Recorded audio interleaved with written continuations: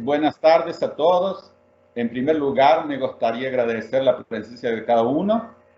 Para nosotros es una gran alegría poderlo recibir virtualmente. Ya vendrán tiempos en que las recepciones sean más calurosas. De todos modos, la ansiedad por el reencuentro está intacta y hemos tratado de poner todo nuestro empeño para que se sientan en casa. Especialmente agradezco la disposición de Liliana Friedrich y Sara Freitas, que están dedicadas a organizar el evento, separadas solo en distancia física, pero juntos en llevarlos adelante. Este webinar está realizado por el Grupo de Investigación Elementos para Económicos del Neoliberalismo, proyecto que está radicado en Unicinos con financiamiento del CNPq y FAPERGIS. Operando también dentro del directorio de grupos de pesquisa de CNPq. Así como el mismo está articulado de modo más amplio con otros grupos de investigación e intelectuales con los cuales se han construido relaciones a lo largo de años, en particular a través de eventos, libros y dossiers. No son los acuerdos los que nos unen, sino el trabajo en la praxis. De entre esos productos, destaco aquí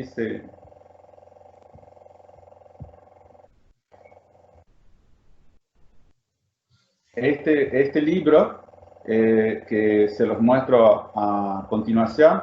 Ha habido un problema aquí.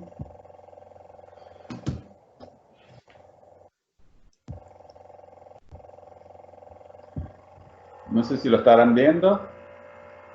Não, não apareceu aqui. No apareció. Não. Ahora sí.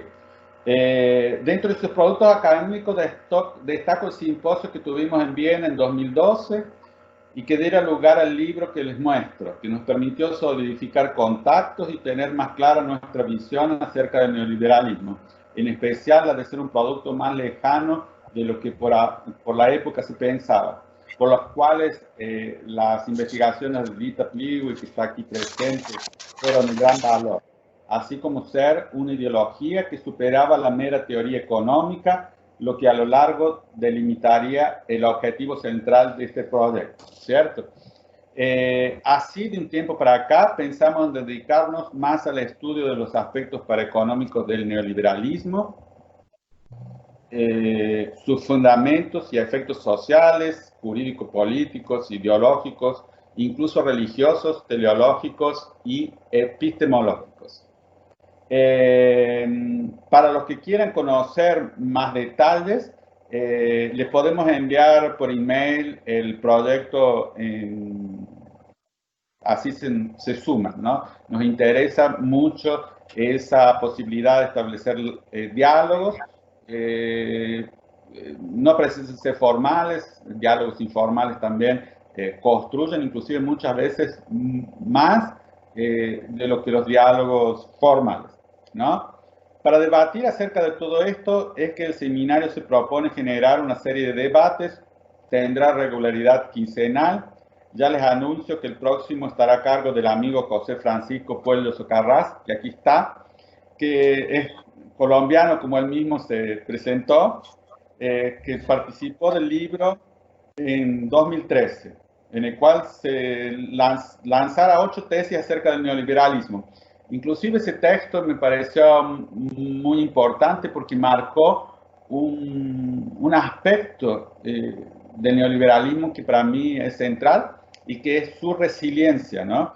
Inclusive en la actualidad que está nuevamente en discusión, me parece que ese es un elemento que se tendrá que discutir nuevamente y por eso el próximo encuentro de aquí a 2 semanas, otro martes a las 14 horas, estará ocurriendo con la presencia de José Francisco, a quien le agradezco la disposición.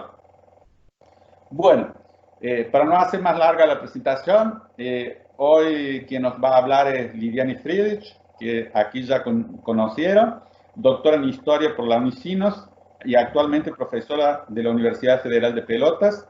La que nos presenta es parte de su tesis doctoral, en la que comparará casos de Argentina y Brasil con una pasantía en Buenos Aires, en la que fue muy bien acogida por Sergio Moresi, que también participó del libro, de otras actividades, y por lo cual le doy un duplo agradecimiento, ¿no? Por haber acogido también a Lidiane allí en Buenos Aires. Bueno, para no aturdirlos más, la dejo en la presencia y con la palabra de Lidiane.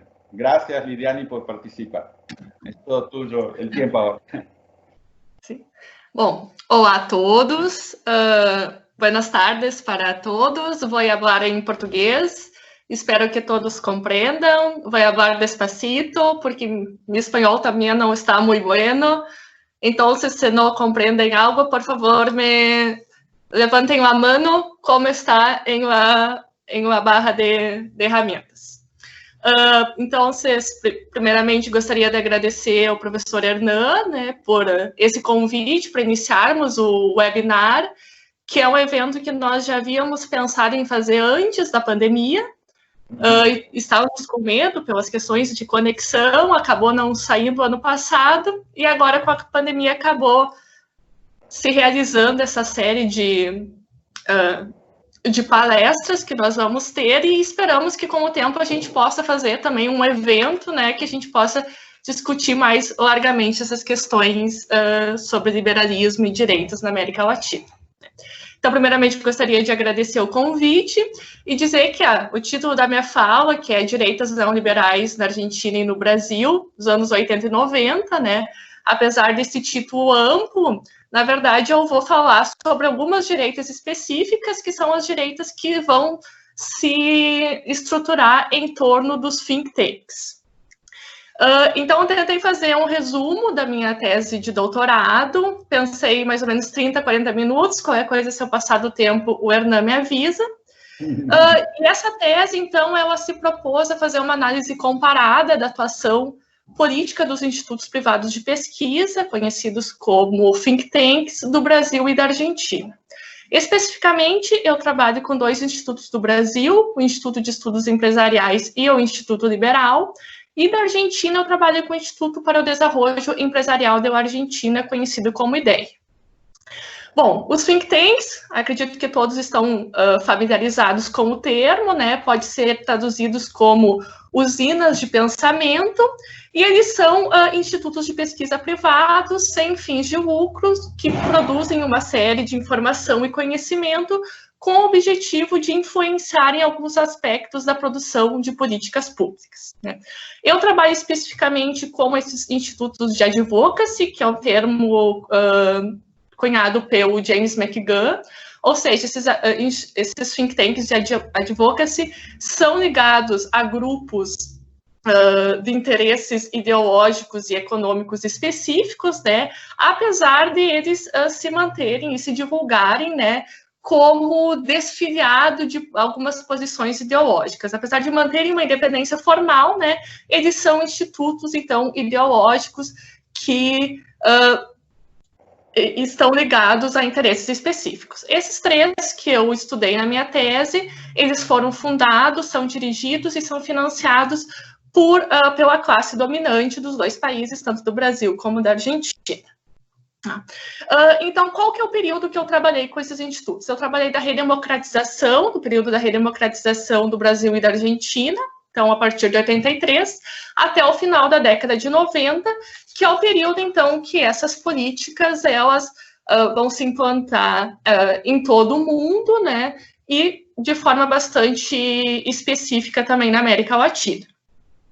Então, nesse período da abertura política, dos processos de redemocratização, durante a década de 80, essas direitas políticas, elas têm um receio quanto ao futuro da democracia, né, pensando que possivelmente poderiam perder algumas das suas vantagens perante aos governos, e acabam se rearticulando, né? Uma parte dessas direitas acaba se rearticulando em torno dos think tanks, né? E boa parte que se articula em torno desses think tanks vai adotar o neoliberalismo. É claro que uma parte das direitas também vai se rearticular em torno de partidos políticos, de sindicatos. Aqui os que eu estou investigando são esses que se articulam em torno desses think tanks. Então, o objetivo deles, né, desses grupos, é manter os seus interesses no centro dos debates governamentais e tentar elaborar um consenso pró-políticas neoliberais para o Brasil e para a Argentina, no intuito de influenciar os rumos das decisões políticas desses países.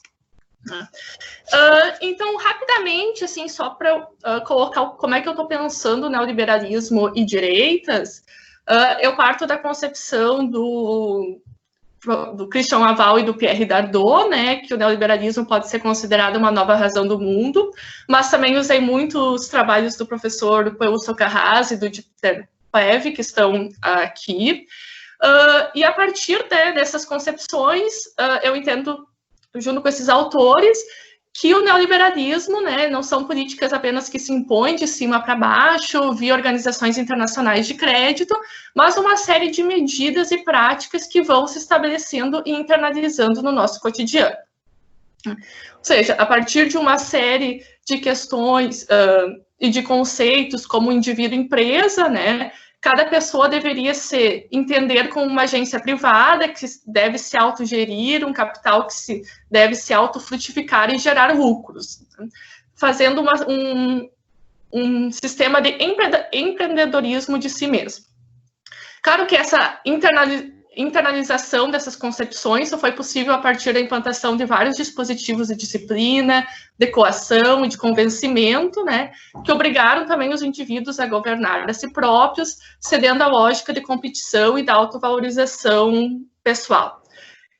Essa lógica, essa internalização das doutrinas liberais, né, é fruto de uma longa luta ideológica que inicia na década de 40 e 50, com a Sociedade Montpellerin, com o colóquio Walter Lippmann, né, e foi, sobretudo, né, uma crítica, a partir desses autores que compõem esse grupo de intelectuais, que formou vários estudos sobre o neoliberalismo, que fazem uma crítica sistemática e duradoura, né, aos ensaístas e políticas contra o estado de bem-estar social, ao comunismo, ao socialismo. E o neoliberalismo, então, como essa nova razão do mundo, que pensa um reengajamento político da sociedade, do Estado, ele também está aliado a uma rede global de alianças, né, que faz uma defesa e uma divulgação do neoliberalismo, um circuito que sustenta e ampara suas posições ideológicas, né, e esse circuito está muito ligado com os think tanks, né, muitos deles também estudados por alguns dos professores aqui presentes, como os textos do Dieter Paev e da Karen Fischer. Então, por direitas, eu também parto da concepção um pouco mais ampla do Bobbio, né, que pensa esquerda e direita a partir da diferença entre igualdade e desigualdade. A direita, então, sempre entendendo a desigualdade como algo natural, que deve ser mantido, e a esquerda pensando as desigualdades como algo construído, né, que devem ser eliminadas ao longo do tempo. E por novas direitas, né, que são justamente essas direitas que emergem a partir das redemocratizações. Então, uma série de autores, muitos deles latino-americanos, né, como o professor Sérgio Bonessi, Giordano, Unica Altwasser, né, que vão falar que essas novas direitas não são necessariamente formadas, então, por pessoas, ideias completamente novas, né, mas que elas se rearticulam nesse período em torno de duas questões principais, né, que nesse primeiro momento seria o abandono das saídas golpistas que marcaram as direitas durante todo o século XX, né, e a defesa de uma democracia instrumental, ou seja, uma democracia mais controlada, mais limitada aos seus interesses, e principalmente, né, o abandono das políticas de intervenção estatal ou desenvolvimentistas e a adoção de uma teoria neoliberal essencialmente antiestatal. Claro que essas direitas também, elas se ligam por outras concepções, né, ideológicas, muitas delas estão ligadas ao moralismo social, religioso, anticomunista, antipopulista, e, no geral, nós podemos situá-las, né, nesses conceitos.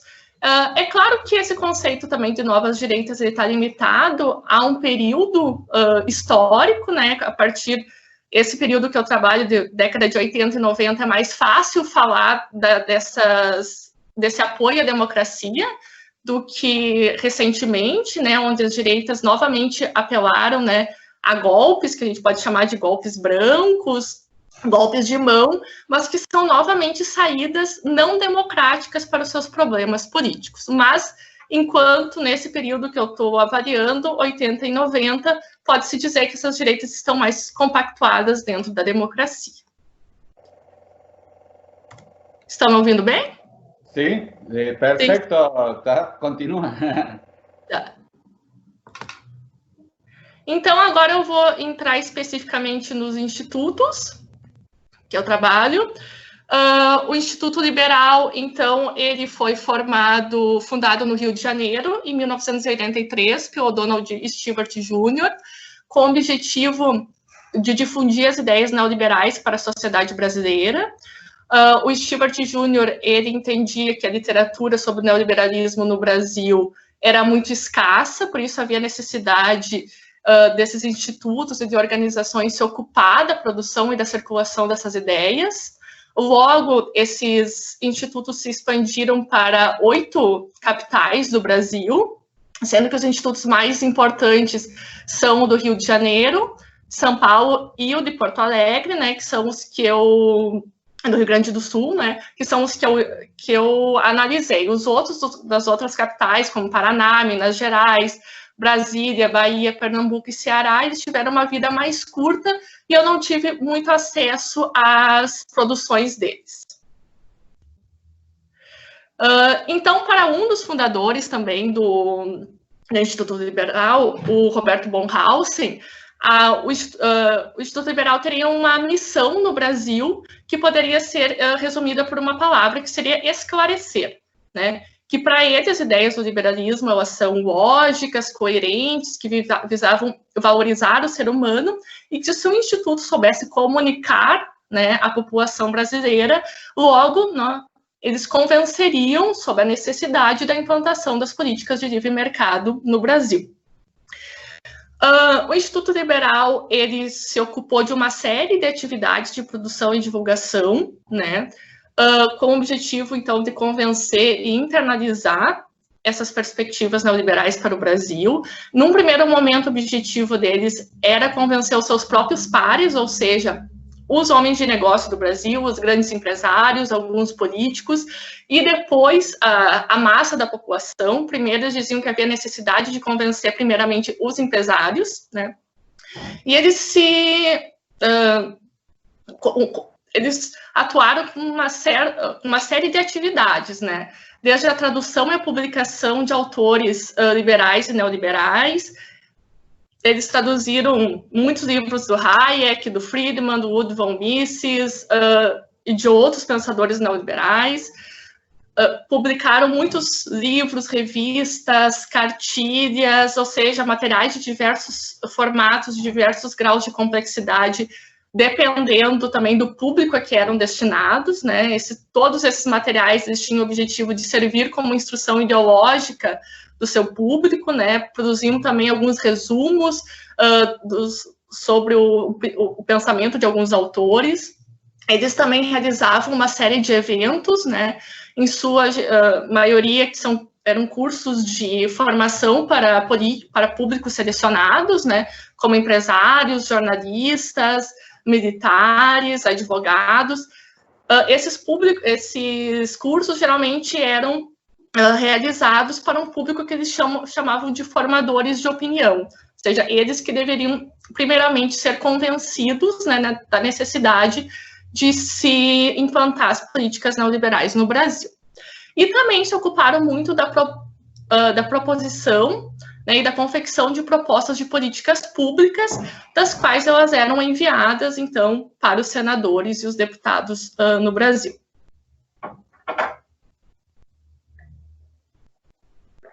O segundo instituto que eu analisei é o Instituto de Estudos Empresariais, o IEE. Esse foi fundado em Porto Alegre, em 84, pelo empresário William Ling. Ele se concentrou em ser um centro de formação para lideranças empresariais, principalmente para jovens de famílias tradicionais do Rio Grande do Sul, ou seja, para jovens herdeiros de pequenas e grandes empresas do Estado. Ele também realizava uma série de eventos e de cursos de formação para seus membros e para seus convidados.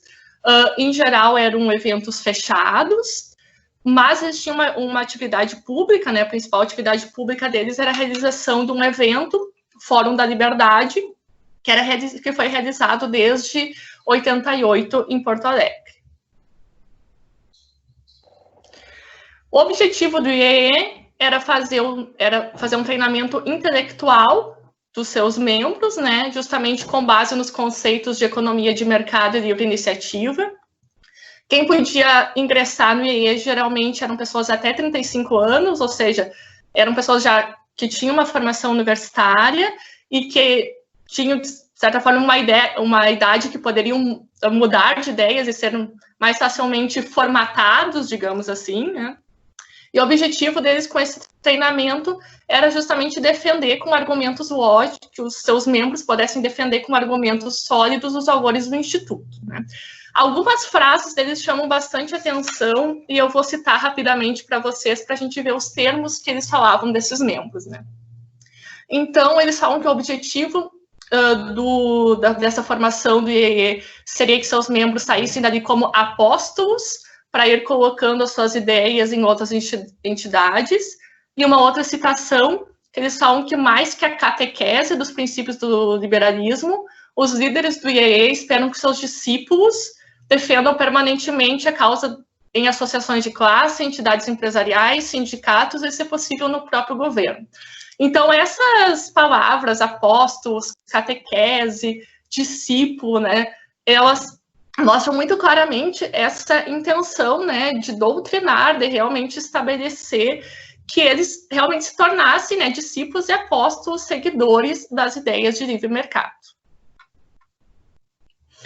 E o último instituto, então, o Instituto para o Desenvolvimento Empresarial da Argentina, o IDEA, ele foi criado em 1960, pelo empresário Jorge Aguilar, em Buenos Aires, mas eu analisei ele somente a partir de 83, a partir da redemocratização da Argentina também, tá? Ele, como os institutos do Brasil, ele se ocupava bastante da formação dos dirigentes empresariais, também formulava uma série de estudos sobre gerenciamento e sobre eficácia gerencial, produzia também uma série de análises sobre os rumos políticos e econômicos do país, e editavam uma série também de revistas e periódicos, da qual a mais importante e que eu tive acesso para a pesquisa da tese é a revista Ideia, né? O Ideia também, diferente dos institutos do Brasil, ele possui uma escola de negócios, né, aberta a um público, né, escola de negócios privados, e uma pequena universidade. Também possui um grande evento, como o Fórum da Liberdade, que é o Colóquio Anual Ideia, que ocorre na Argentina desde 64, mas eu também analisei eles a partir de 83. Esses eventos, tanto o Fórum da Liberdade como o Colóquio Anual Ideia, eles reúnem políticos, economistas, intelectuais, dirigentes empresariais, para discutir inúmeras questões políticas e econômicas do país. O IDEA, então, ele se define como o âmbito mais propício para pensar e projetar o futuro do país, o futuro da Argentina.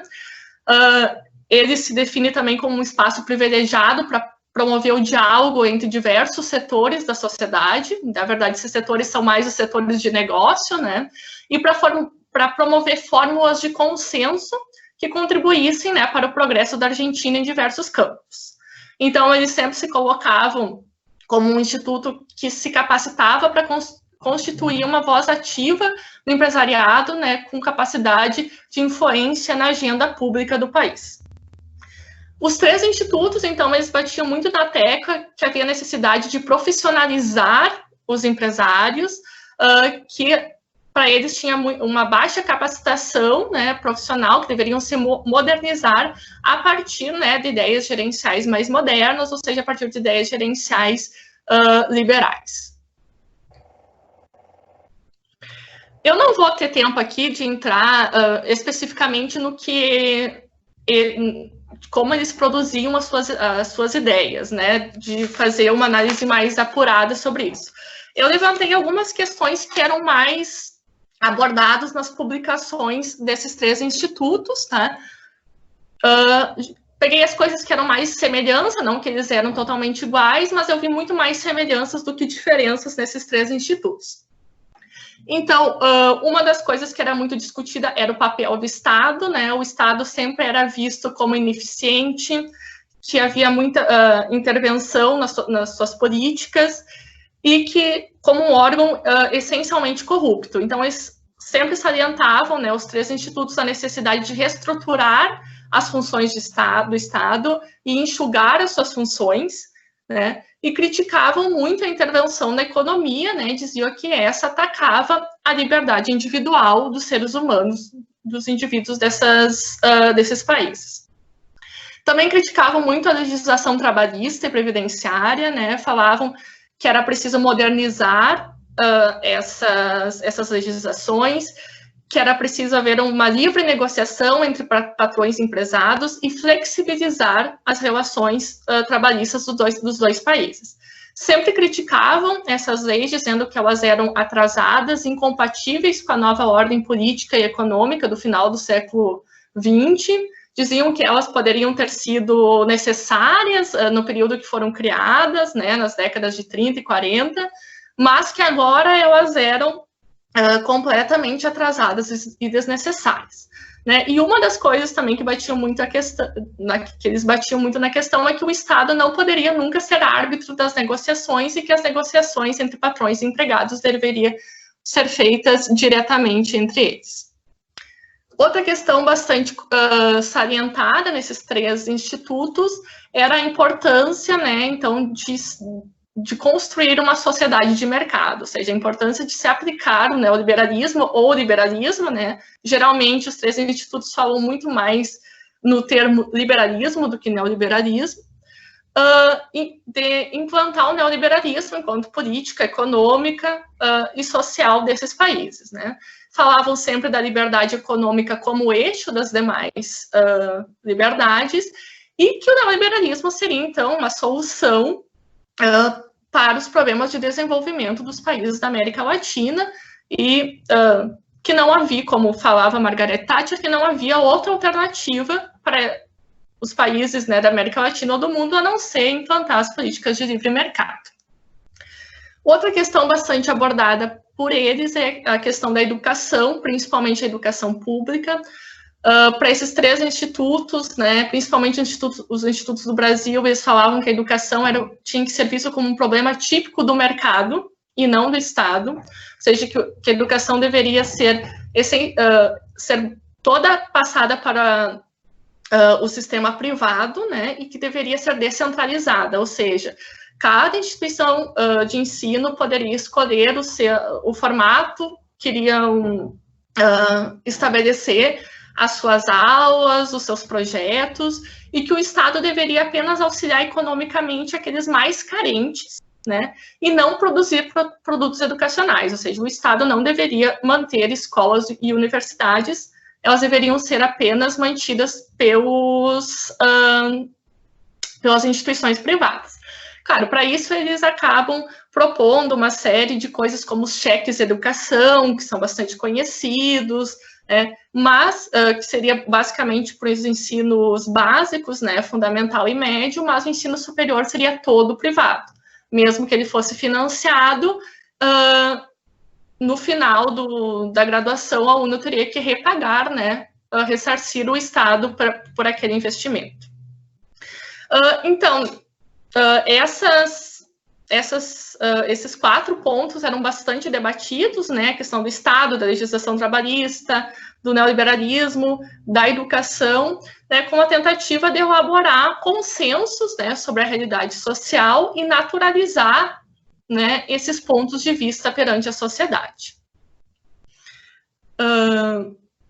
Os 3 institutos também, o IEL e o IDEA, buscavam realizar essas atividades para os seus associados e para um público denominado estratégico e formador da opinião, né?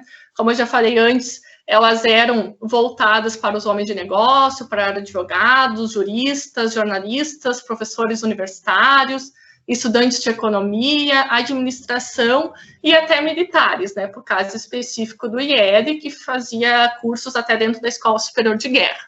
Né. Então, o objetivo era justamente esse, de catequizar esses grupos e incentivar que eles defendessem, né, nos seus espaços de trabalho e sociais, essas concepções liberais. Eu vou falar um pouco rapidamente agora sobre os principais indivíduos que formularam e dirigiram esses institutos, tá? Escolhi alguns que são mais expressivos, é claro que haviam outros, né? Mas para a gente situar, né, em que ambiente social que eles circulavam no Brasil e na Argentina nessas décadas de 80 e 90.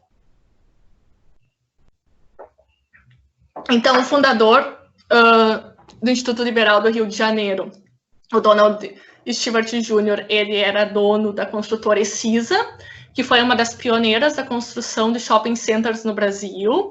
Na década de 70, ela figurava como uma das 10 principais e maiores empreiteiras do Brasil. Participou ativamente de inúmeras obras públicas com o financiamento do Estado durante toda a ditadura civil-militar.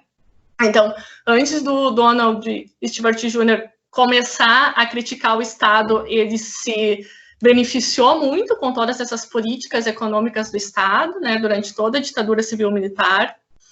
Ele vai dirigir o Instituto até a sua morte, né, no começo dos anos 2000.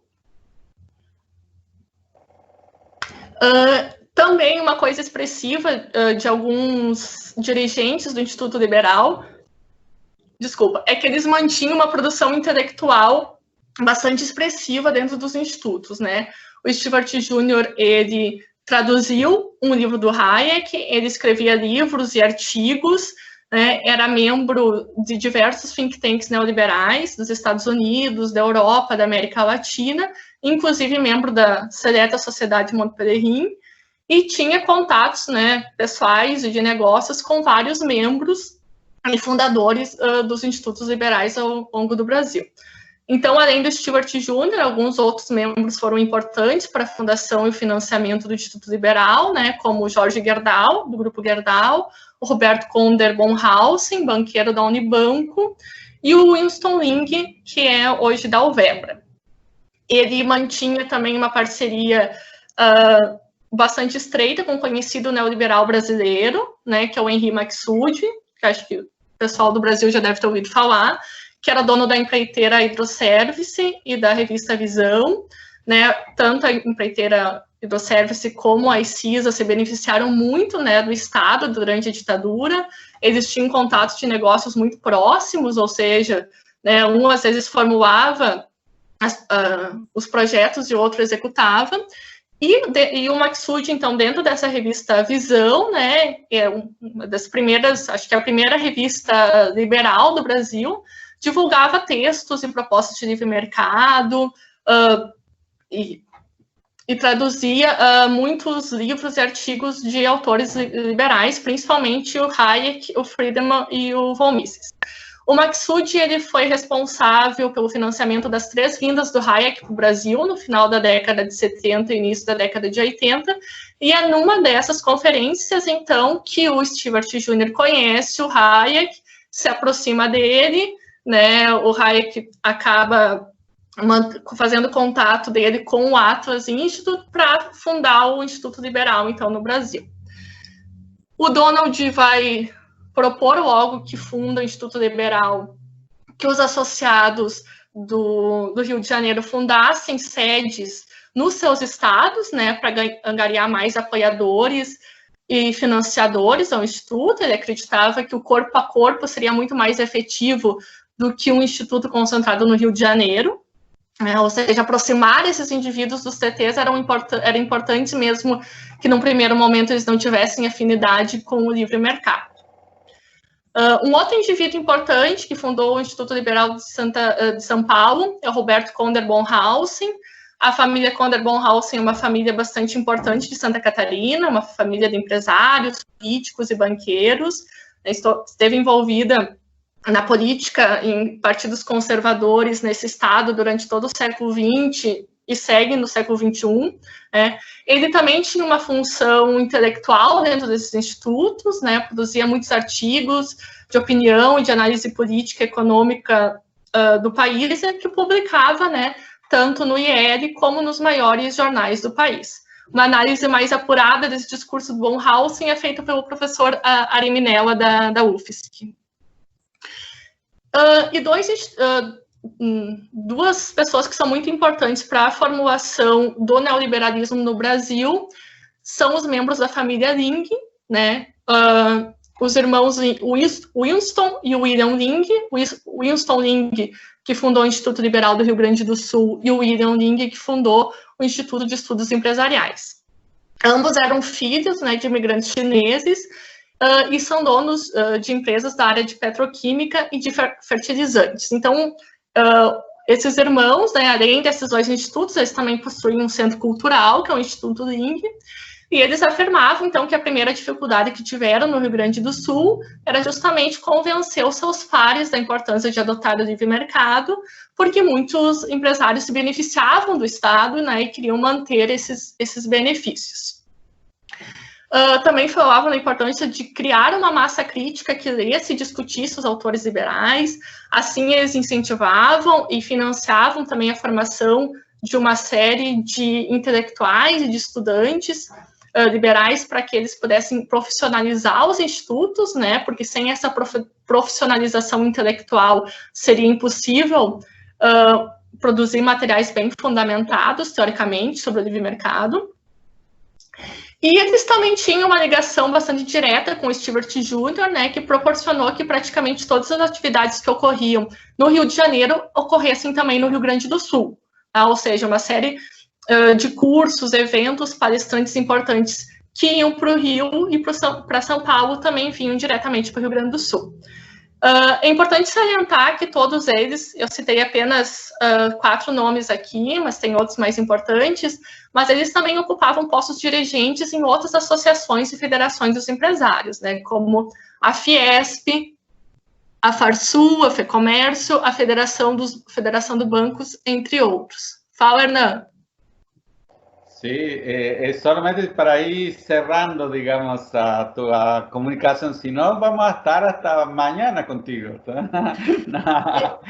Eu tenho problemas de síntese. Todo mundo tiene. Deixa eu falar da ideia dos intelectuais, aí eu vou encerrando. Então, alguns nomes do IDEA, né, que eram... Eu analisei principalmente os presidentes a partir de 83, né? Então, alguns nomes, por exemplo, Oscar Sagese, que era diretor da Petroquímica Rio Terceiro, ocupou uma Secretaria de Indústria e Comércio no governo de Menem. Outros como Rubem Pontedura, Carlos Tramutola, né, que apareciam com bastante frequência nos jornais do país, dando entrevistas, e falavam, então, que era importante reduzir o Estado, né, uma frase deles, né, importante aticar o Estado para agrandar a nação. Né?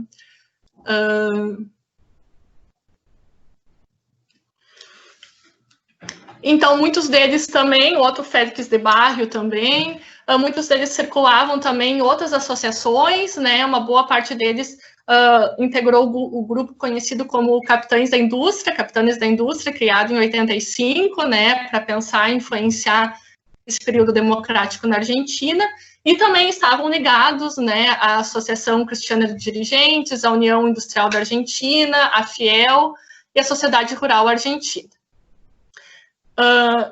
Então, só para resumir, os dirigentes dessas 3 instituições, eles eram das classes altas e médias altas, ou eles eram donos dessas indústrias, ou ocupavam postos importantes dentro delas.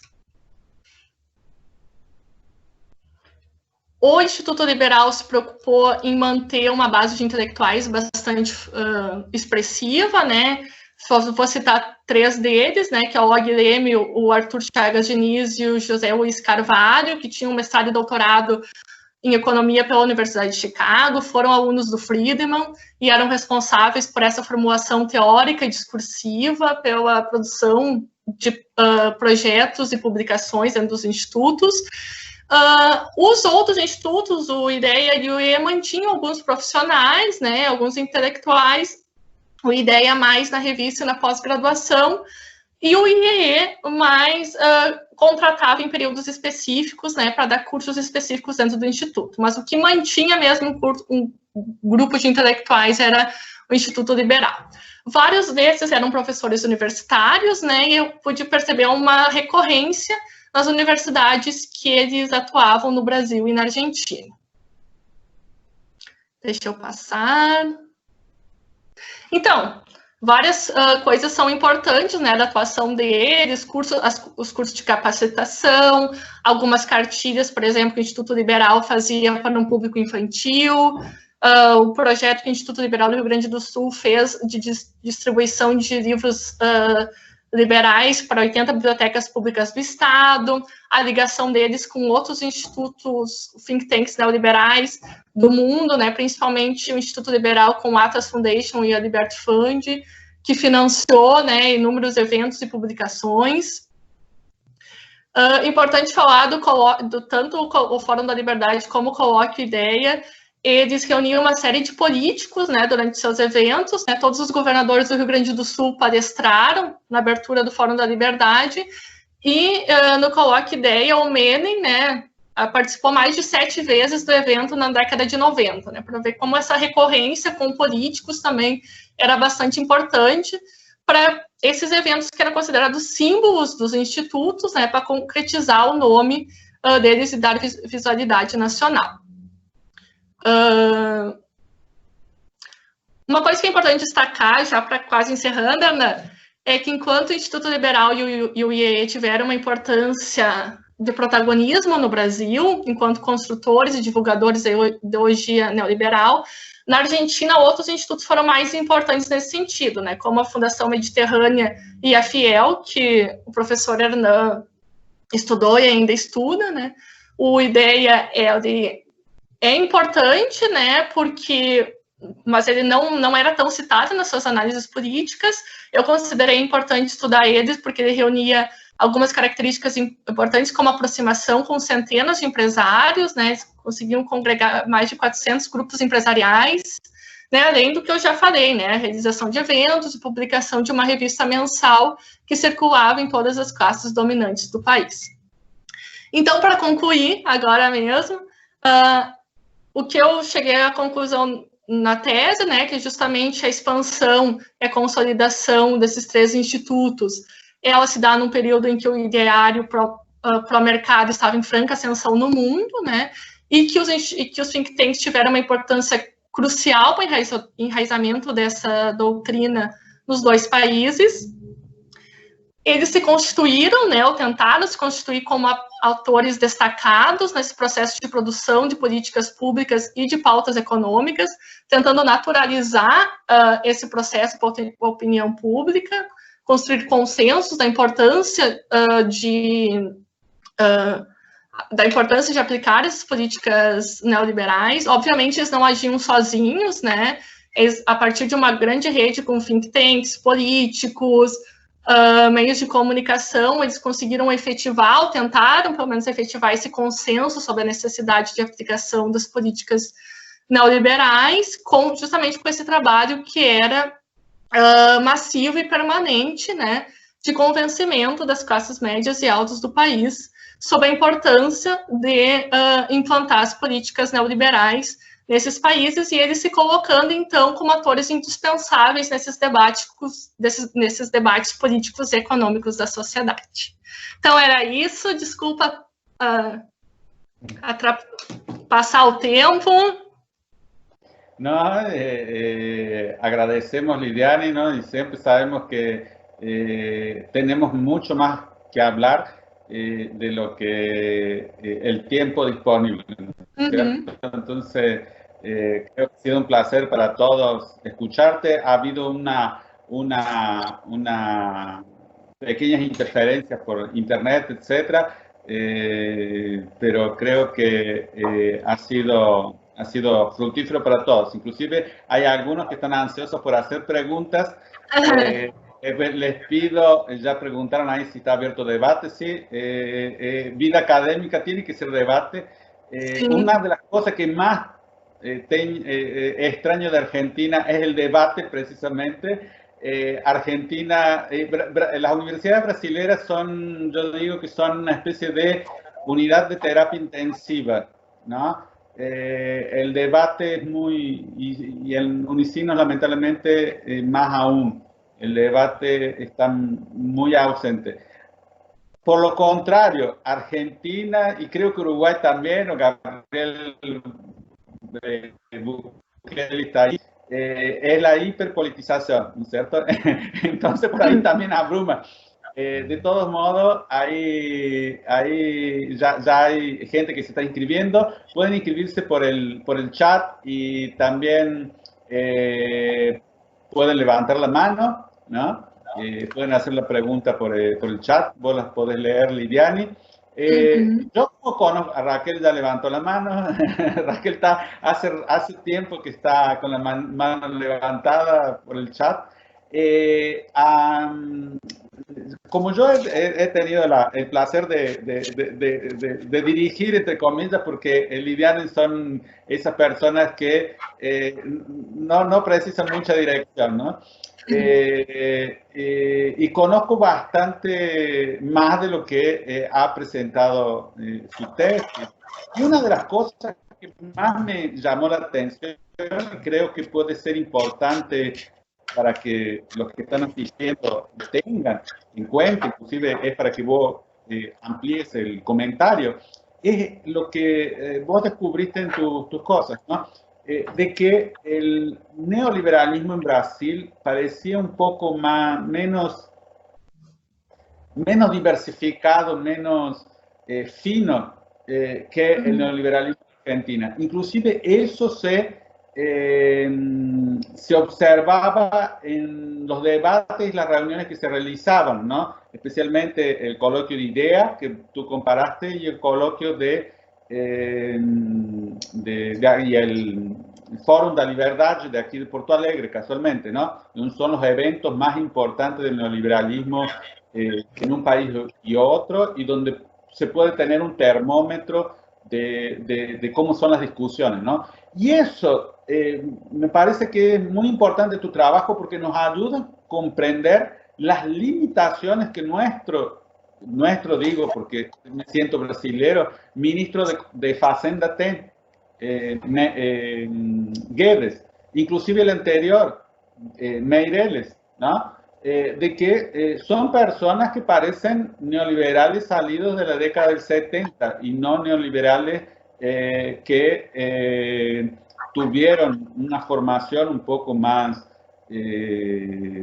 fuerte y que son liberales del siglo XXI, ¿no? Esos son liberales que parecen venidos de la prehistoria del neoliberalismo, ¿no? Entonces, sería una de las cosas para que vos pudieras comentar un poco más de tu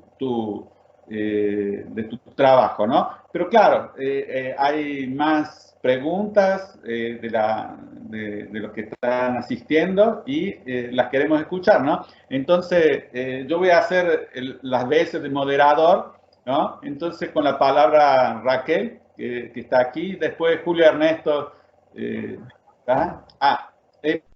Puede hacerla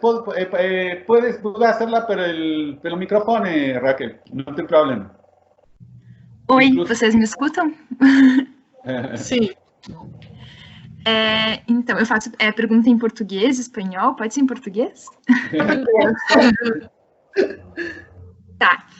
Então, eu sou Raquel, eu sou estudante de Relações Internacionais da Unicinos, né? Eu estudo na Unicinos em Porto Alegre. E a minha pergunta, na verdade, é uma pergunta mais um pouco direcionada à econômica, né? Atualmente, a gente vive uma enorme crise de desemprego, né, nos países latino-americanos, principalmente aqui no Brasil e na Argentina, né, e que obrigou muitas pessoas a recorrerem à informalidade ou serem autônomos, né. E a minha pergunta, na verdade, se a Lidiane, né, o Irnan também, mas Lidiane, vocês acreditam que, em função disso, né, todas essas questões de desemprego, no caso do Brasil, né? O nosso país estaria vivendo a chamada ilusão do empreendedorismo, que é bastante baseada nessa pauta neoliberal, né, e muito incentivada pelas direitas e também pelas empresas. Então, queria ouvir um pouco de você sobre isso. Muito obrigada. Agora, Julio Ernesto, que está inscrito. Oi, sim. Me escutam? Sim. Então, muito boa apresentação. Realmente, eu até baixei aqui sua tese para dar uma lida depois. E eu tenho duas perguntas, Diane. A primeira, dentro desse debate interno dos institutos, se você conseguiu localizar a questão da agroindústria, como é que eles estavam lidando com a agroindústria, até porque é um ponto de convergência, né, entre o Brasil e a Argentina, e se havia consenso em torno do papel do neoliberalismo na agroindústria, e se havia consenso, qual foi o papel exercido por esses institutos na formulação das políticas públicas desses dois países em relação a esse setor? Ficou claro? Sim. Uhum. Tá. E a segunda pergunta é se, claro, e aí já não está na tua cronologia da tese, né? Mas se você conseguiu localizar interações entre esses institutos e o governo Bolsonaro no Brasil. Só isso. Muito. Bueno, tenemos el próximo que está inscrito para preguntas, es Alison de Europa. Si la quiere hacer, había levantado la mano, me parece. No sé. Sim, posso fazer. Então, primeiro, também me chamou, dar os parabéns para a Lidiane, pela qualidade do trabalho, da apresentação também. E me chamou a atenção, principalmente, os impactos das políticas neoliberais nas próprias instituições públicas, né? E aí eu trago um pouco o meu objeto de trabalho, que é a justiça do trabalho,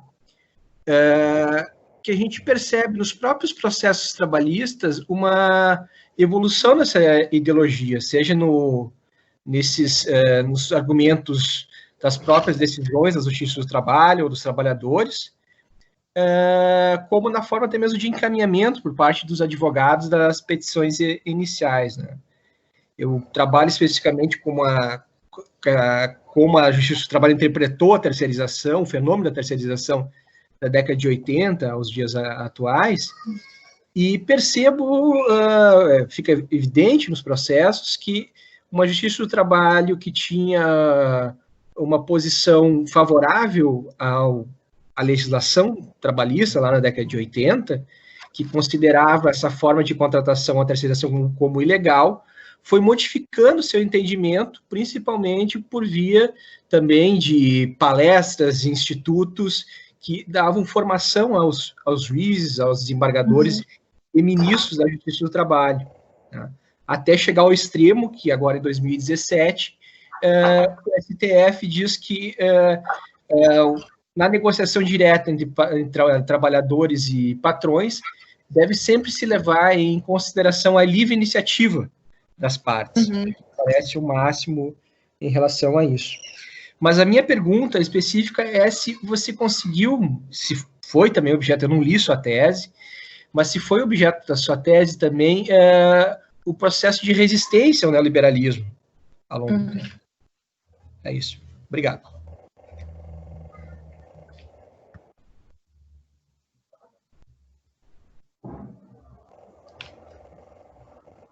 Bueno, respondo las preguntas, las intervenciones, y después, en todo caso, abrimos más un espacio de preguntas. Então, vou começar pela ordem. A tua questão, Ernesto, sobre o formato do neoliberalismo, né? Do neoliberalismo na Argentina ser mais fino do que o neoliberalismo no Brasil, né? Melhor apurado, melhor discutido. Eu pude perceber também, como tu foi meu orientador, tu também viu isso na minha tese, que existia uma diferença entre os discursos no Brasil e na Argentina, nesses fóruns, de como ele era apresentado, né? Na Argentina ele era apresentado de uma forma muito mais técnica e desapaixonada, e no Brasil de uma forma extremamente apaixonada e idealizada, né? Como se implantando as políticas neoliberais tudo iria se resolver do dia para a noite. No Brasil a gente vê muito mais a influência da escola austríaca, da escola de Chicago, né? Na Argentina, a gente vê muito mais também a escola de Virgínia, o neoliberalismo um pouco mais apurado.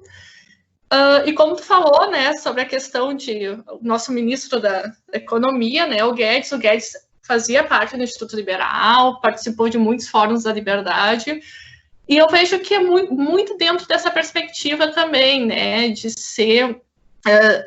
eles falam muito dessa coisa técnica, só que eles pararam num tempo, né, de uma mão invisível do mercado, né, eles simplesmente, o neoliberalismo em si não se propõe excluir todo o Estado, mas eles muitas vezes até pensam em retomar um laissez-faire, né, então eu percebi isso bastante, claro que teria que analisar outras produções também, mas realmente o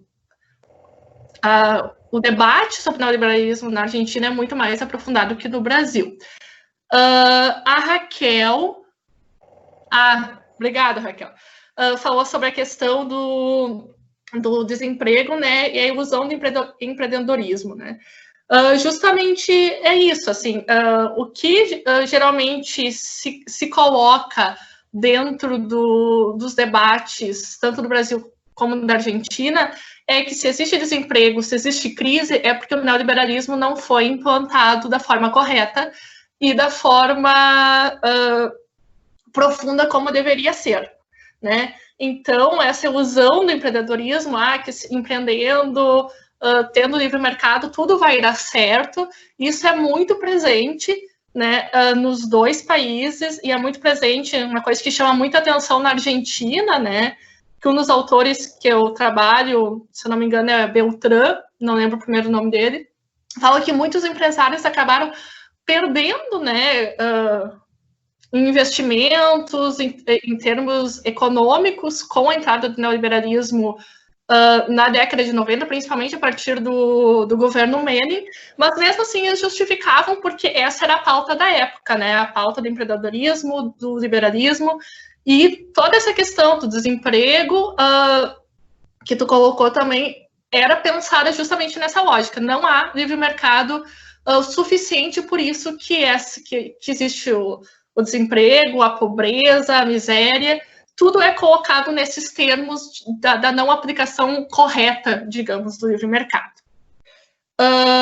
O Júlio, sobre os debates internos da agroindústria. Sim, né? Dentro do IEE, aqui principalmente, do Instituto Liberal também, tinha vários grupos da agroindústria, né, muitos que financiavam, né, a família Tissé, se não me engano, que era também parceira da família Ling por um tempo, que é mais da agroindústria, né, mas a perspectiva deles era adotar o neoliberalismo, a grande indústria de produção de grãos, a grande concentração de terra, né, muito menos... eram completamente contra, obviamente, né, a reforma agrária, né, porque eles diziam que quem tinha que plantar e produzir era justamente os grandes produtores que tinham condições econômicas para investir nessas terras, nesses melhoramentos, né. E sobre as políticas públicas dessa área específica, eu não vou lembrar agora, posso te passar depois o material, mas o Instituto Liberal tinha uma série de publicações chamado Notas, que era uma publicação onde eles avaliavam as políticas públicas do Brasil, principalmente a partir da Constituição de 88, que eles demonizavam, e propunham novas políticas públicas, né, readequação dessas políticas públicas para o Brasil. Segundo eles, né, segundo o Instituto, essas políticas, elas tinham entrada no governo nacional e eram usadas pelos deputados e senadores da época. Tá? Eu não lembro especificamente algo sobre agroindústria, tá? Mas eu vou procurar nas minhas fontes, pode ser que tenha alguma coisa e depois eu posso te passar. Tá?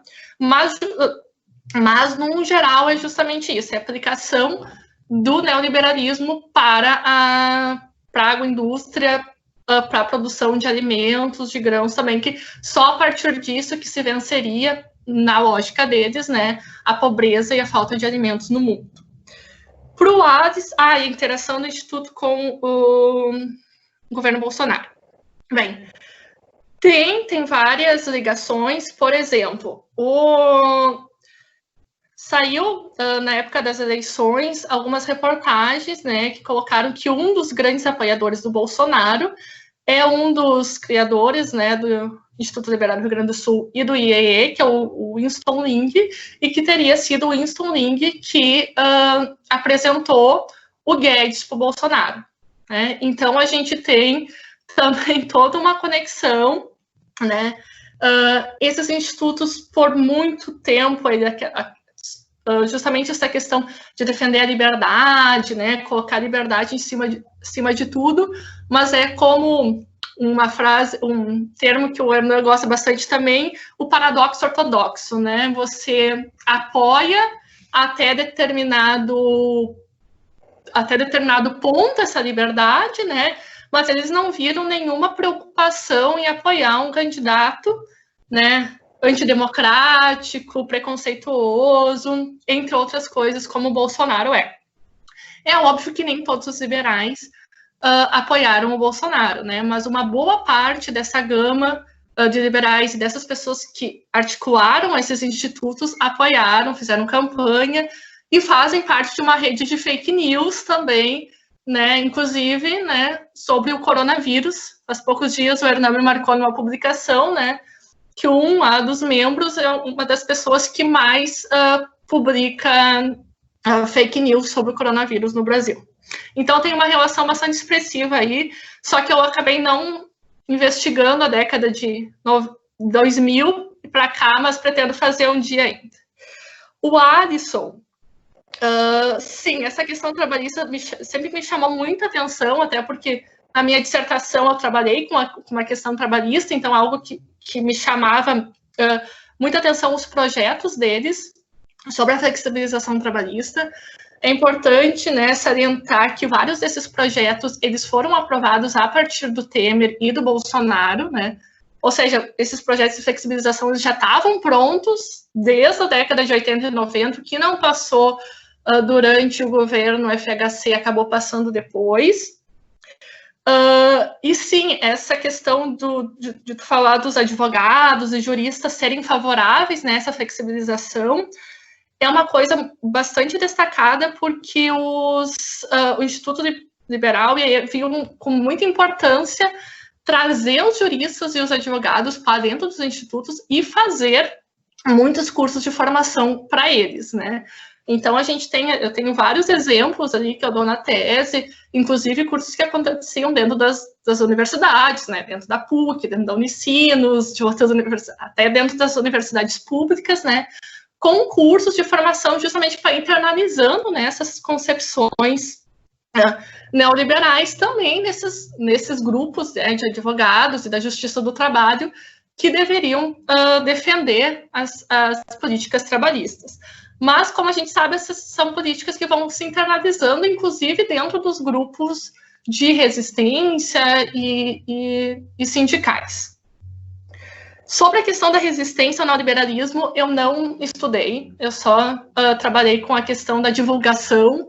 Eu acho que existem até bastante trabalhos no Brasil sobre a resistência, né, ao neoliberalismo na década de 90, mas eu acabei optando só por trabalhar com a direita, né, porque senão iria misturar, eu não sei se eu ia ter tempo para fazer tudo isso. Mas sim, existe uma resistência que é bastante concreta, né, que é bastante específica, em nenhum momento eu quis engessar essa sociedade, né, mas eu queria mostrar como eles tinham uma influência, né, muito forte na produção dessas políticas públicas ou desses discursos para o Brasil. Não sei se eu respondi tudo. Bueno, sí, creo que sí. Bueno, tenemos ya otros inscritos aquí. Inclusive, como moderador y coordinador del proyecto, voy a hacer una intervención cortita. Casualmente, Alison, una de los frentes de trabajo que estamos abriendo con el proyecto es precisamente ver cómo el neoliberalismo va a dar forma, y también la pregunta de Raquel, cómo va a dar nueva forma a los mundos del trabajo, ¿no? Entonces, eso es clarísimo y es central, forma parte del proyecto, y por eso nos interesa el diálogo con quien quiera estudiar, con quien estudie esa parte del problema. Y otra de las cosas que sale mucho recurrentemente, esa relación casi simbiótica entre neoliberalismo y autoritarismos, neoautoritarismos. Como vi que José Francisco anda haciendo una propaganda de trabajo y que son muy buenas, inclusive Dieter Plehwe hizo otra propaganda de su trabajo, su más reciente libro sobre nueve formas de neoliberalismo, que publicó recientemente, está en inglés. Voy a hacer la propaganda de un texto que hice acerca de eso, ¿no? Que casualmente se llama neoliberalismo y neoautoritarismo, ¿no? Porque una de las hipótesis que se trabaja es esa, ¿no? Cuando el neoliberalismo no consigue ser consensual, él va a ser implantado de forma autoritaria. Debemos recordar que el neoliberalismo en Chile, y ahí está Maximiliano Jara, que es chileno y ha trabajado sobre eso, el neoliberalismo se implantó de forma no consensual, sino forma autoritaria. Y pasó lo mismo en Argentina, pasó lo mismo en Uruguay. Y entonces me parece que en este momento la vía autoritaria a través de Bolsonaro es una vía nueva de reimplantación del neoliberalismo, ¿no? Ya había venido con Dilma antes, Temer, etcétera, es una vía no consensual, ¿no? Pero bueno, ya está. Quien quiere leer ese artículo va a salir publicado, pero está en discusión en ResearchGate, ¿tá? Entonces, inclusive quien quiera discutirlo, bienvenida las observaciones. Creo que ese artículo, Julio Ernesto, ya ha tenido la oportunidad de leerlo y discutir un poco, ¿no? Entonces están inscritos Marcos Taroco, Paz y Maximiliano Jara, ¿no? Entonces vamos a ir por ese orden. Marcos Taroco primero. ¿Ah? Viviane, me escuta? Sim. Escuta. Muito instigante, muito interessante. Eu sou doutorando em economia na UFMG e na dissertação na Universidade Federal de Alfenas eu trabalhei um pouco com questões parecidas, mas de um outro ângulo, do ângulo da participação dos economistas no governo. E, nesse sentido, eu percebi que na Argentina o FIO, a Fundação Mediterrânea, tinha muita preocupação em formar quadros dirigentes para o Estado, né? O Domingos Carvalho, da Fundação Mediterrânea, foi presidente lá na ditadura argentina, depois, com o Menem, foi ministro da Fazenda. E, nesse sentido, eu queria perguntar se esses institutos que você pesquisou no Argentina e no Brasil também têm preocupação de formar, para além de influenciar a política pública, preocupação em formar quadros dirigentes, economistas, advogados para assumirem cargos técnicos, entre aspas, nos governos, é isso. Sí, entonces pasamos para Paz. No me acuerdo cómo era el nombre de Paz. A ver.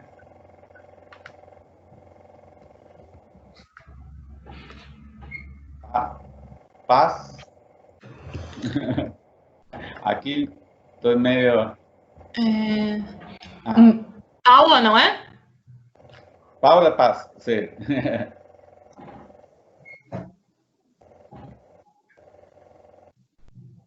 Sí, escuchamos, Paula. No sé si Eu não escuto.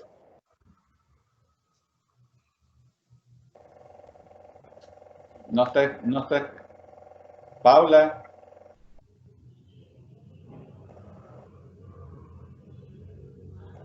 ¿Consigues escuchar?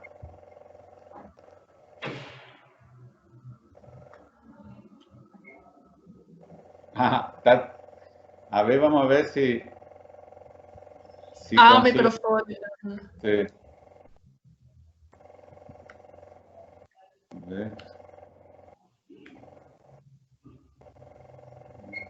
A ver. Después. Bueno, en todo caso, pasamos para la próxima, que es Maximiliano Jara. En cuanto queda inscrita Paula, cuando puede hacerla también la pregunta y también está inscrita Karina Forcinito. Hola, buenas tardes, muchas gracias por este buen seminario. Felicitaciones, Diana, y gracias por la invitación también a Hernán. Tengo 2 o 3 preguntas.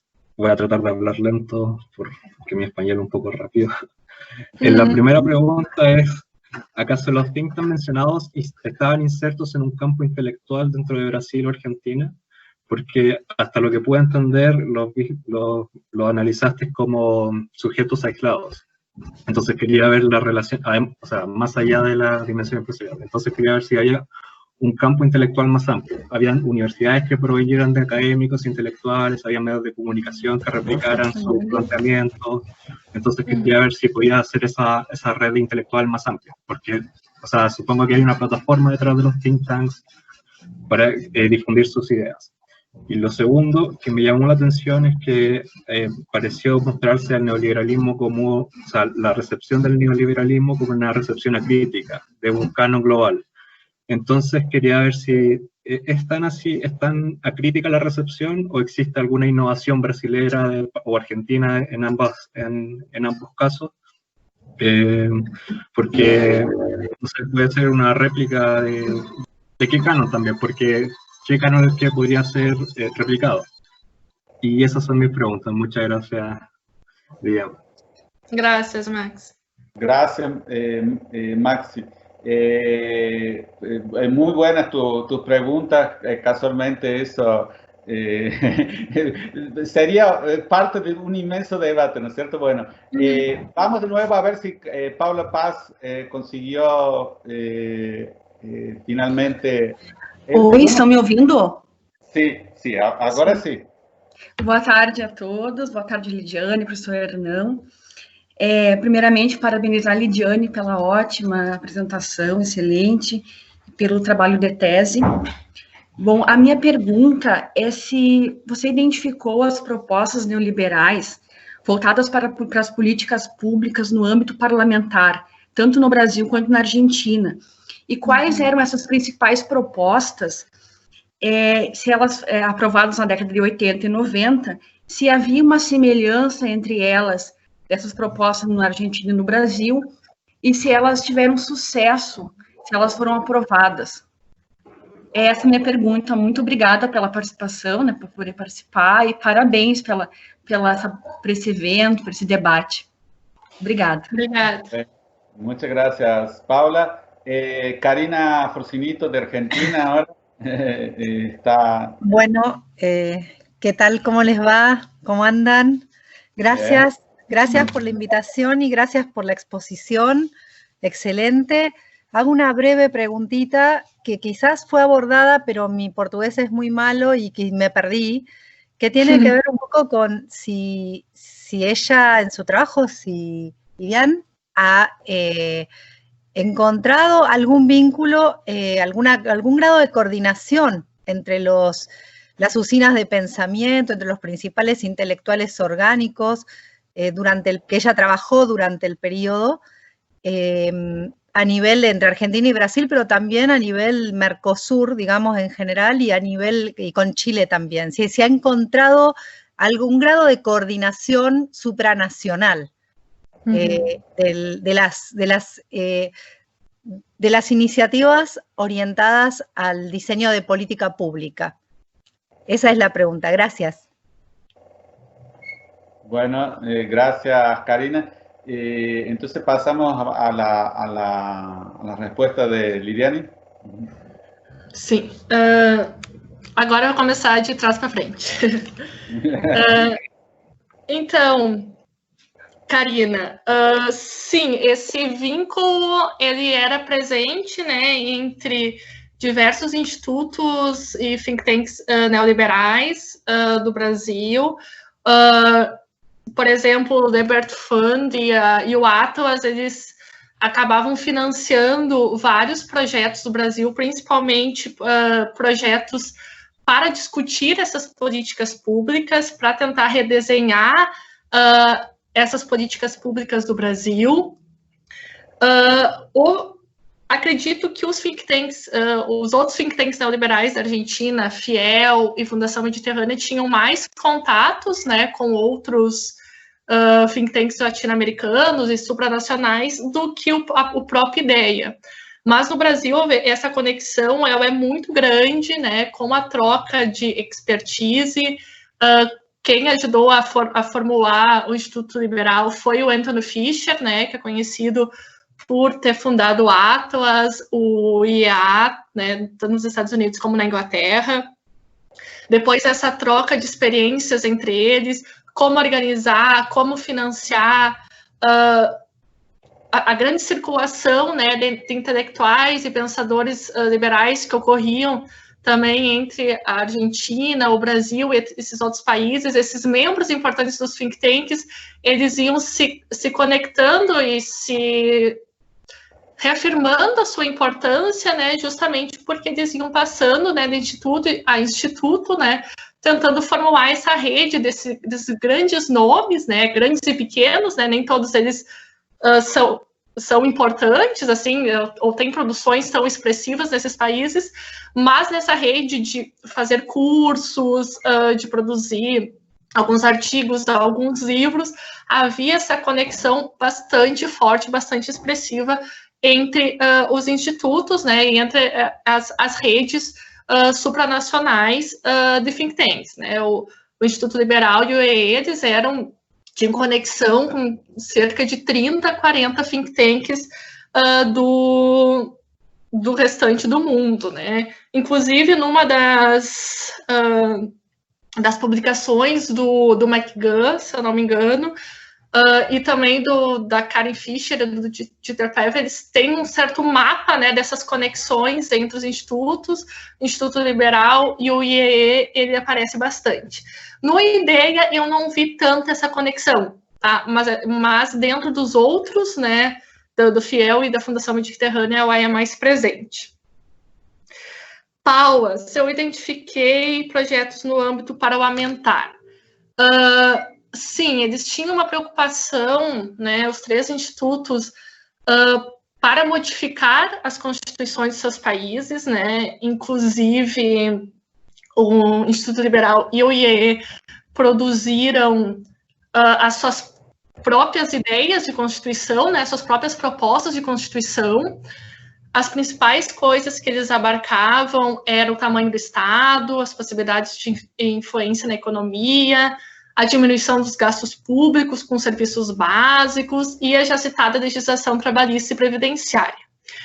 O IDEA ele não chegou a fazer toda uma proposta de políticas públicas, de Constituição, desculpa, mas ele produziu, né, alguns livros, justamente propondo a alteração de determinadas emendas, principalmente dentro desse âmbito da flexibilização das leis trabalhistas. Então, também, né, justamente essa aproximação com o âmbito do direito e dos juristas era muito importante, né, justamente para que eles propusessem, né, e justificassem essas propostas de mudança constitucional. Por exemplo, quem fez essa proposta do IEE é o famoso Ives Gandra, né, que é um jurista bastante famoso, principalmente, né, por sua vinculação às políticas, né, conservadoras. Era essa a tua dúvida, né, Paula? Respondi?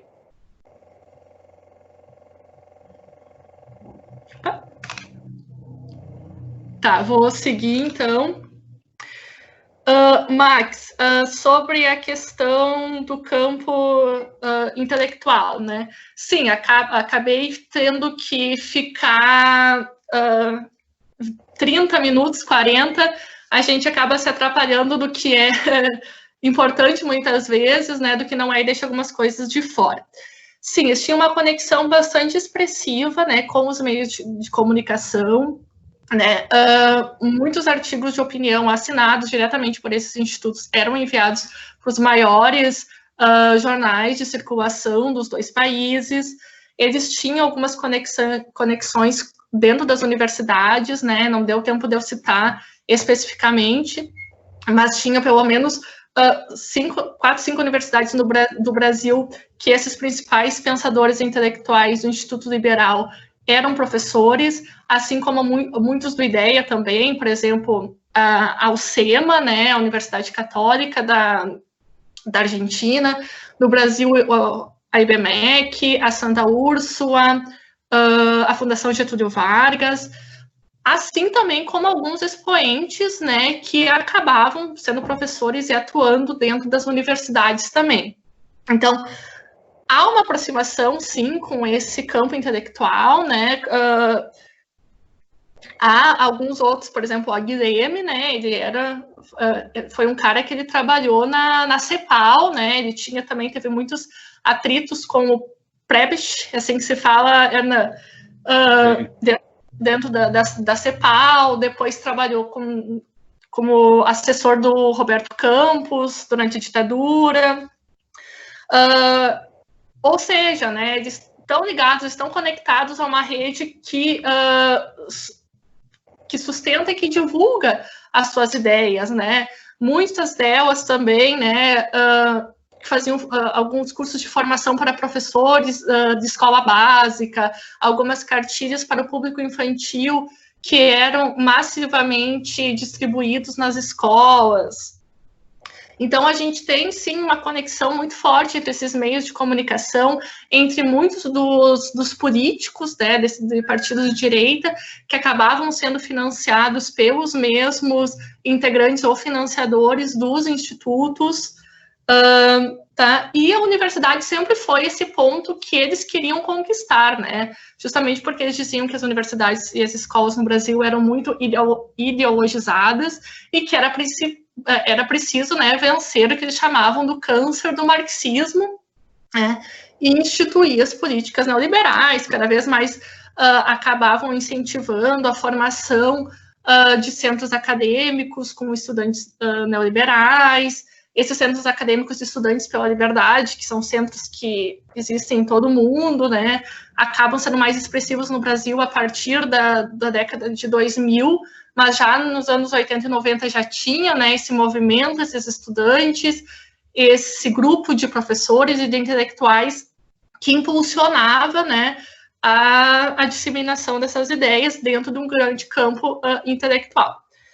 Havia vários projetos também de bolsas de estudo, né, para muitos desses estudantes estudarem principalmente na Universidade de Chicago, né, ou em outras universidades importantes fora do Brasil, para aprenderem, se formarem, né, dentro dessa lógica das políticas neoliberais e voltarem no Brasil para atuar, então, enquanto intelectuais dentro dos institutos ou também ocupar postos importantes dentro do Estado, né, dentro dos ambientes jurídicos.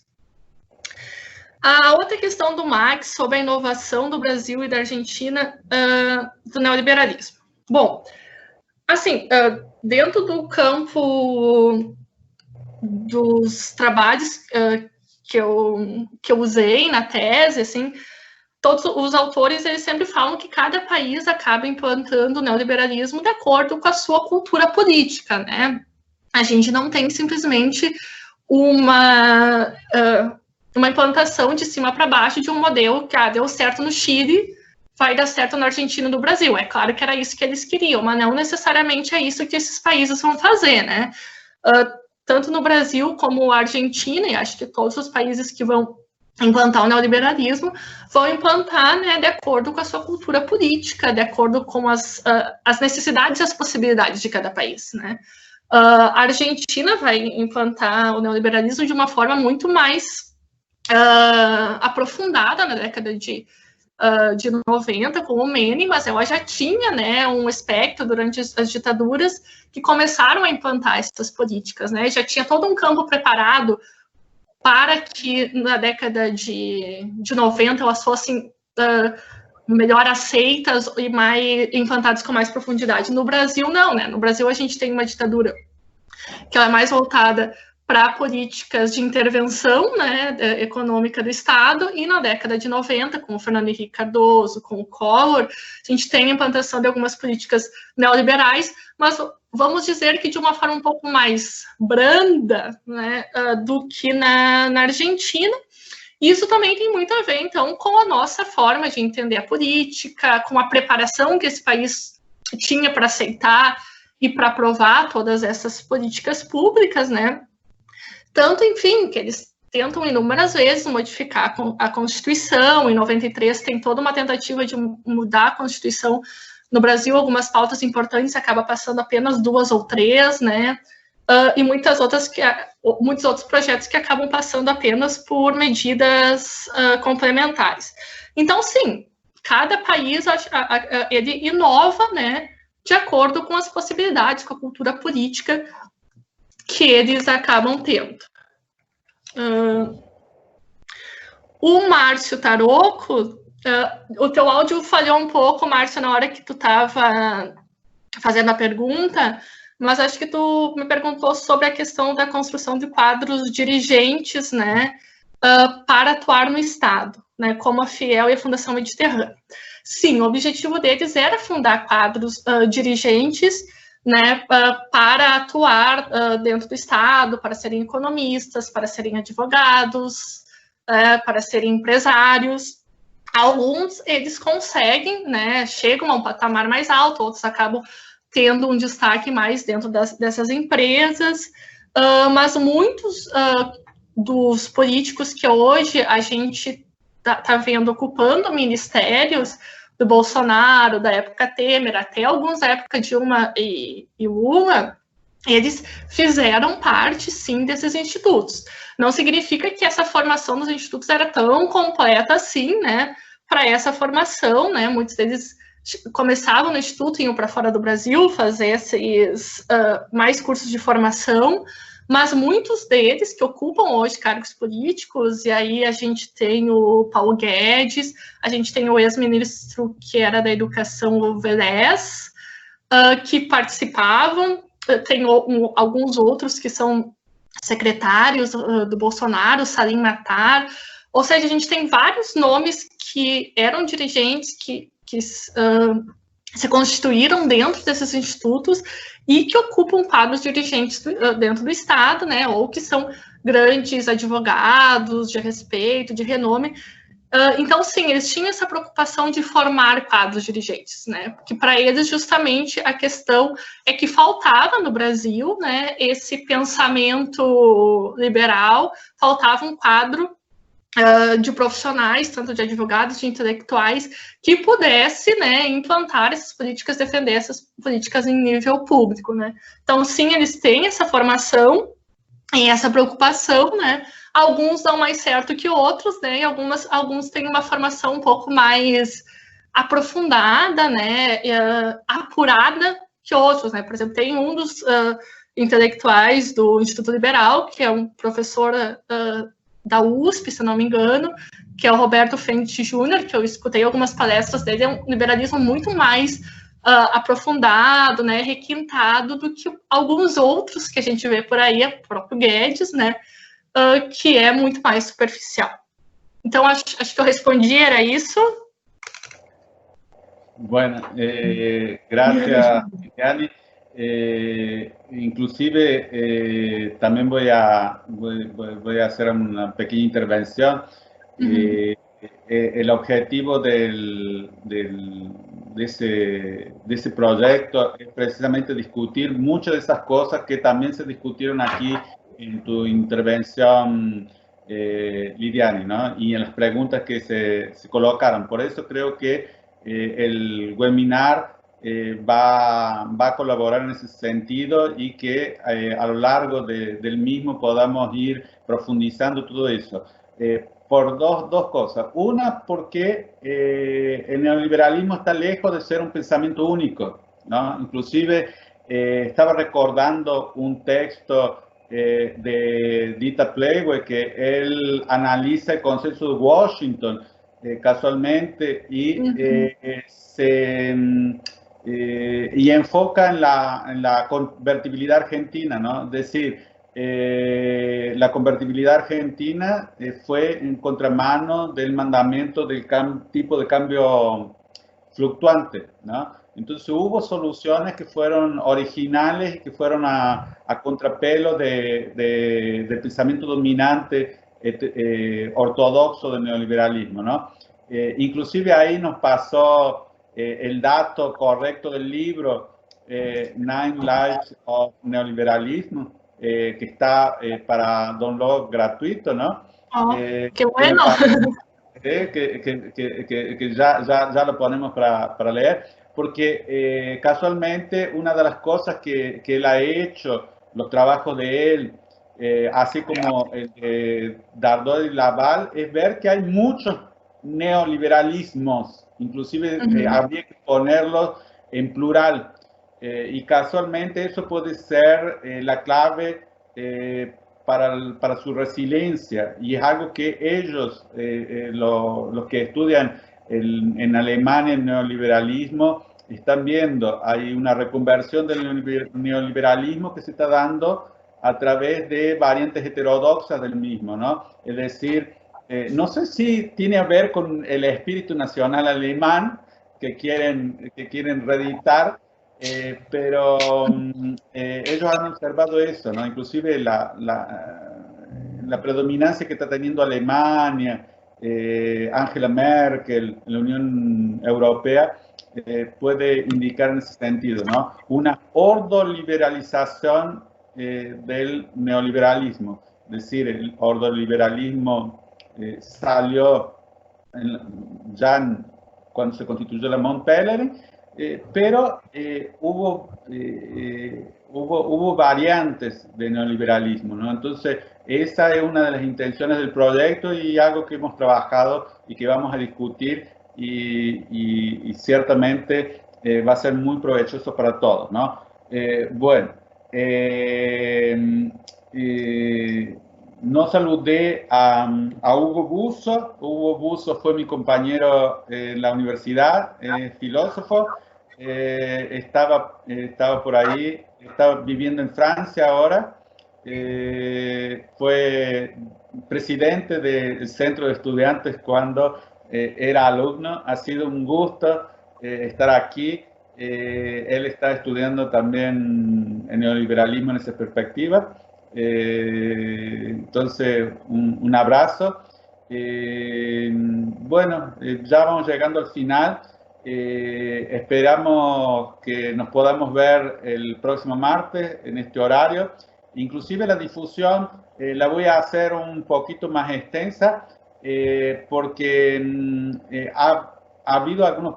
Tenía miedo que hubiera problemas con el link, porque el link del Teams es muy grande, entonces lo tuve que acortar. Ya me escribieron personas que no se pudieron conectar. Sara no se podía conectar.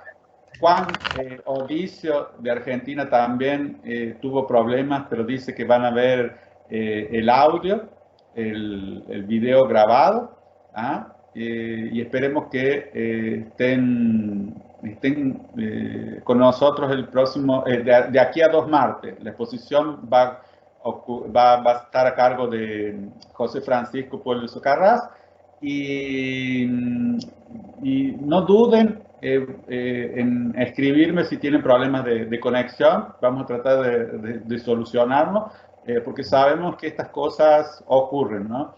Entonces, pueden escribir al email, en mi Facebook, etcétera. Si les paso el link por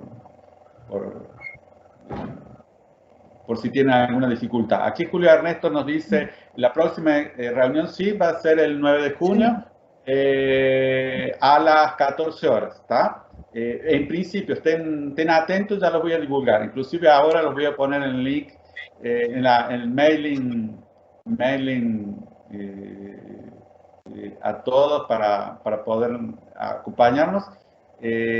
Ha sido un gusto, inclusive aquellos que ya abrí la posibilidad para que aquellos que quieran presentar nos puedan hacer sus presentaciones.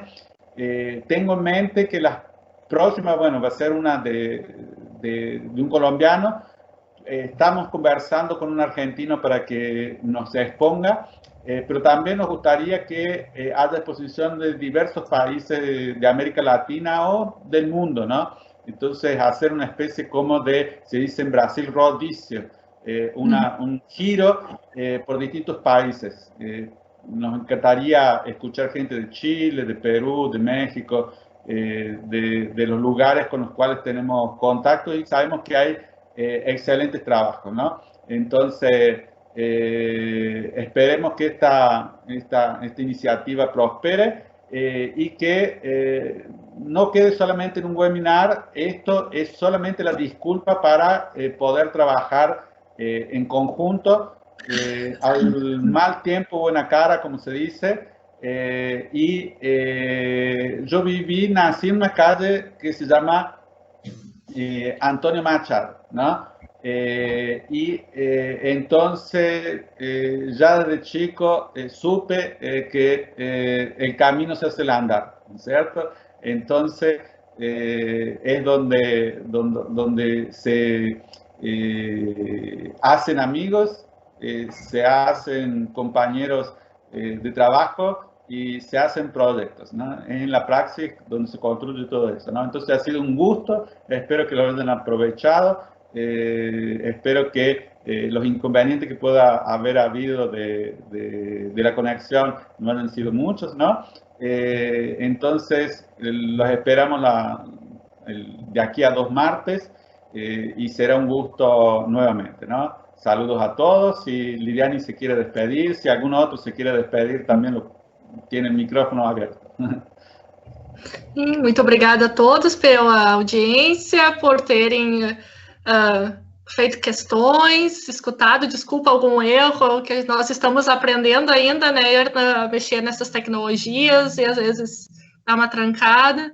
Mas eu gostei bastante, gostaria de agradecer a todos, muitas graças a todos, e na próxima talvez a gente consiga fazer uma exposição em espanhol ou em inglês, né?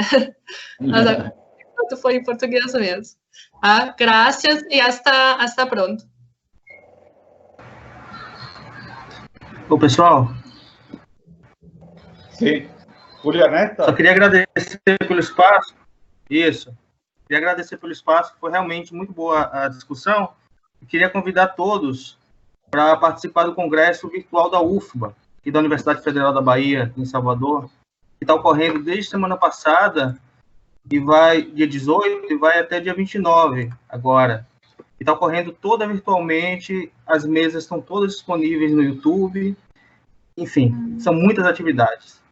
Então, ficam todos convidados. Obrigado. Depois nos passa o link, Ernesto. Certo.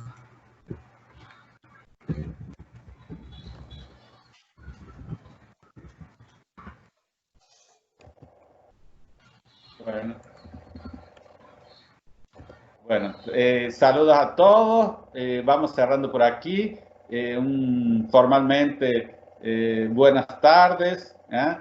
Los esperamos en el próximo encuentro, el día martes a 9 de junio a las 14 horas de Brasil, 12 de Colombia, 19 en Francia y Alemania. Muchas gracias a todos. Chao, chao. Chao, chao.